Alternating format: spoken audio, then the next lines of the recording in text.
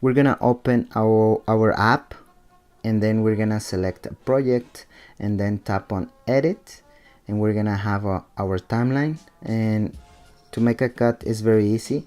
Just tap on the timeline and then tap on split, and then let's say that I made a mistake like between the beginning of this section and this one right here.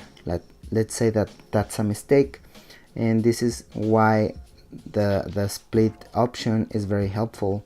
We're gonna tap again on split, and let's say that this is my mistake, so I don't want that mistake on camera, so I can sound better and I can sound like I can speak in a fluent way. So I'm just gonna select the mistake area, and I'm gonna tap on delete, and it's gonna make a jump cut, and also is gonna erase the area where I was making a mistake.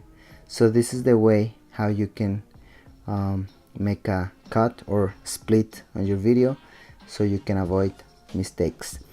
Thanks for your time, and if you want to support this channel, I'm gonna leave some links in the description.